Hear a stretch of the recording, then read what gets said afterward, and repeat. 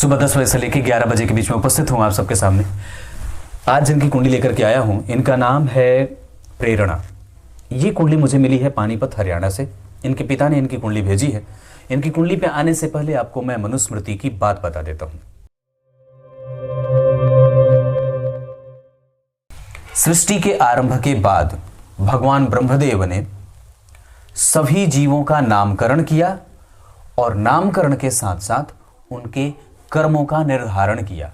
अब यहां से आपको यह बात समझ में आने लगेगी कि ब्राह्मण का कर्म क्या है, क्षत्रिय का कर्म क्या है, वैश्य का कर्म क्या है और शूद्र का कर्म क्या है, और विभिन्न जीवों के नाम कैसे पढ़े। जैसे गाय को गाय क्यों कहा गया, अश्व को अश्व क्यों कहा गया और उस जाति का नाम कैसे पड़ा, ये कल के कार्यक्रम में होगा।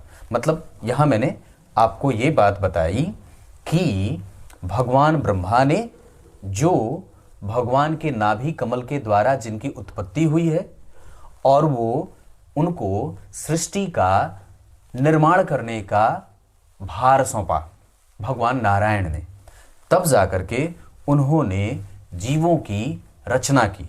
सबसे पहले उनके नाम और उनके कर्म निर्धारित किए। क्लियर है? अब आगे चर्चा यहां मकर लग्न की कुंडली पे। मकर लग्न की कुंडली बनी है और मकर लग्न वाले अपने काम से काम रखते हैं और ये धैर्य से युक्त भी होते हैं। इनको किसी से मतलब नहीं होता और कान के थोड़े कच्चे भी होते हैं कई बार।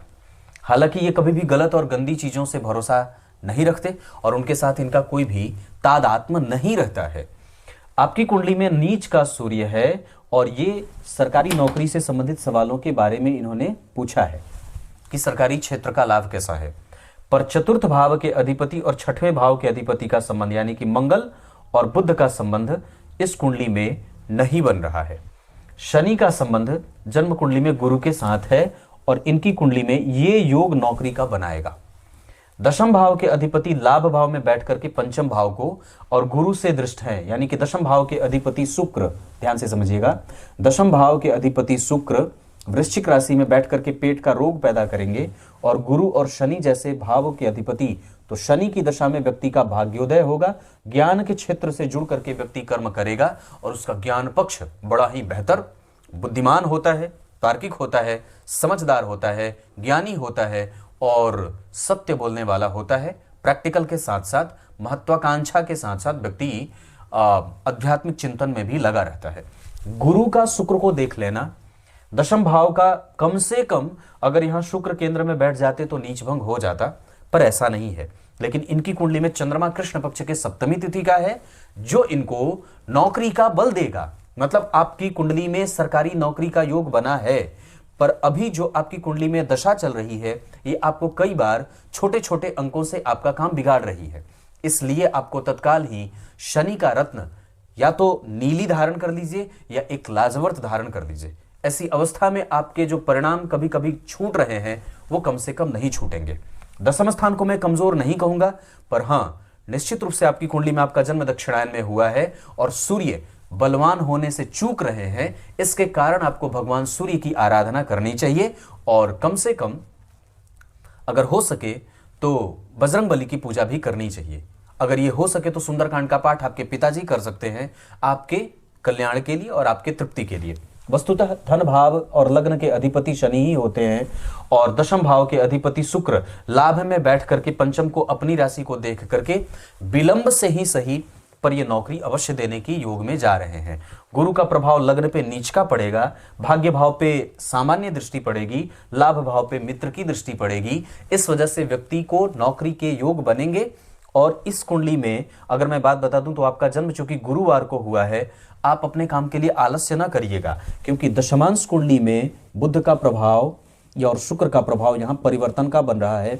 इस वजह से अभी भी बल लगाने की आवश्यकता है। लग्न के अधिपति लग्न में राहु के संग और अष्टम भाव के अधिपति जन्म कुंडली में चतुर्थ में और चतुर्थ के अधिपति अष्टम में, ये योग जन्म कुंडली को खींच करके कुछ न कुछ देने की योग्यता में लेके जा रहा है। याद करिए, अष्टम भाव के शुक्र कभी भी कमजोर नहीं होते अगर वो शुभ ग्रह की राशि में बैठे हैं। तो यहां शुभ ग्रह की राशि बनी है, परिवर्तन योग बनेगा। हां, निश्चित रूप से ये आपका काम अटकाने का काम अवश्य करेंगे। इनका एक नेचर होगा, पराक्रमी आप हैं, सूर्य यहां भी नीच के हैं और सूर्य यहां भी नीच के हैं, पर यह ग्रह वर्गोत्तम होने के कारण आपकी कुंडली को बल देगा। इसका अर्थ है कि व्यक्ति को सरकारी नौकरी का सुख बढ़ेगा और सरकारी क्षेत्रों का लाभ भी मिलेगा।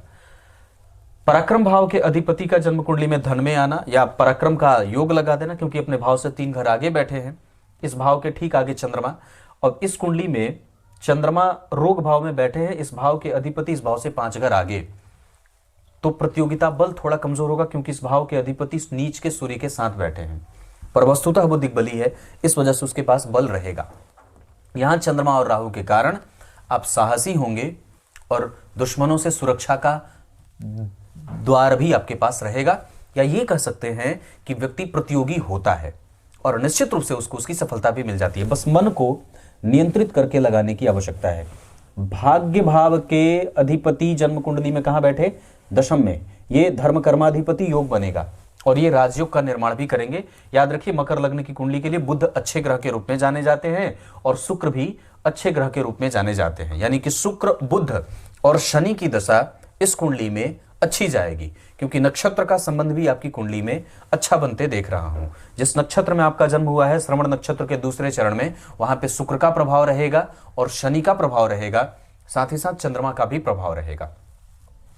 चंद्रमा तो बाकी आपको साहसी बना रहे हैं और वस्तुतः इनके ऊपर से ढैया का प्रभाव भी खत्म हो गया है। अब यहां पे मंगल का प्रभाव आपके कुंडली के लिए बड़ा अच्छा बनेगा और भाग्य भाव के अधिपति का दशम में जाना भी बहुत बढ़िया रहेगा। सूर्य और बुध, गुरु और शनि, गुरु और शुक्र, मंगल और गुरु का संबंध आपको बैंकिंग, फाइनेंस और शिक्षकीय या प्रोफेसर आदि बनने में भी, क्लरिकल जॉब में भी कई बार योग बना रहे हैं। इस वजह से आपको इन क्षेत्रों की तैयारी भी कर लेनी चाहिए। वैसे आपकी कुंडली में बैंक और फाइनेंस से जुड़ करके काम करने का और सरकारी नौकरी का योग ये गुरु, शनि, सूर्य, बुध लगा रहे हैं। भाग्य भाव के अधिपति के साथ को तो संबंध को मैंने बताया। प्रतियोगिता भाव के अधिपति का नीच के सूर्य के साथ बैठने के कारण अगर हो सके तो गणेश जी के मंत्रों का जप करिए। अष्टम भाव के मंगल आपको ये कह रहे हैं कि कभी भी किसी पे भरोसा ना करिएगा, एडवेंचर करने से बचिएगा, बहुत ज्यादा रिस्क लेने की कोई आवश्यकता नहीं है। पेट में क्या डालना है यह आपको पता होना चाहिए कि मसालेदार भोजन आप बर्दाश्त नहीं कर पाएंगे और आपका पेट कमजोर हो जाएगा, क्योंकि आपकी कुंडली में अष्टम के मंगल कई बार और यहां से केंद्र में ही शनि बैठे हैं। अष्टम भाव के अधिपति भी नीच के हो रहे हैं। ठीक होगा नीच का होना, पर यह अलग तरीके से आत्मबल की कमजोरी और आपके जीवन में आने वाली समस्याओं को कई बार 2-4 गुना बढ़ा ही रहे हैं। इस वजह से कोशिश करिएगा कि जितनी जल्दी हो सके आत्मबल को इकट्ठा किया जाए। तार्किकता बरकरार है। निश्चित रूप से ये कुंडली कुछ हद तक बहुत अच्छी भी बन रही है, जैसे लग्नेश का पंचम भाव में गुरु के साथ बैठना, भाग्य भाव के अधिपति का दशम में बैठना, पंचम भाव के अधिपति का एकादशवें में बैठ करके पंचम को देखना, शुक्र और शनि का एक साथ या गुरु और शनि का एक साथ बैठना, गुरु और का शुक्र को देखना, चंद्रमा और बुध का संबंध नवम पंचम में जाना और चंद्रमा का मिथुन राशि में बैठना, ये खराब नहीं है। राहु चंद्रमा के साथ बैठे हैं, पेट इस कुंडली को परेशान कर सकता है, ये बात मैं बार बार बोल रहा हूं। यहां पे दाम्पत्य का सुख बहुत बढ़िया होगा। शुक्र भाव के लग्न के अधिपति जन्म कुंडली में चतुर्थ में दिग्बली, शनि स्वग्रही, चंद्रमा पंचम भाव पे और मंगल स्वग्रही, ये खराब नहीं है। आपका दाम्पत्य कभी भी खराब नहीं होगा, ये बात भी मैं कह सकता हूं। गुरु की दृष्टि सूर्य पे, नीच के सूर्य होते हुए हर कुंडली में हो रहे हैं, इस वजह से ये कुंडली संतुलित होगी और सरकारी नौकरी का योग आपकी कुंडली में लगा है। एक बात और बता देता हूं, सबसे कमजोर मुझे इस कुंडली में थोड़े से डिग्री के हिसाब से चंद्रमा की कमजोरी तो नहीं है, 19 डिग्री के हैं, पर वो ग्रहण में होंगे क्योंकि 25 डिग्री के राहु बैठे हैं। उसके अतिरिक्त शुक्र अनुराधा नक्षत्र में और शनि उसको देख रहे हैं। सूर्य आपकी कुंडली में ऊर्जावान, चंद्रमा आपकी कुंडली में आपको कम से कम बहुपयोगी बना रहे हैं और कई जगह दिमाग लगाने वाला बना रहे हैं। मंगल आपकी कुंडली में जिस स्थिति में बैठे हैं उसके आधार पर आपके पास कई सारा ज्ञान और कई क्षेत्रों का अनुभव दे रहे हैं। बुध आपकी कुंडली में भगवान नारायण का पूजक और माता पिता का आदर और सबके साथ सम्मानजनक स्थिति में रहना।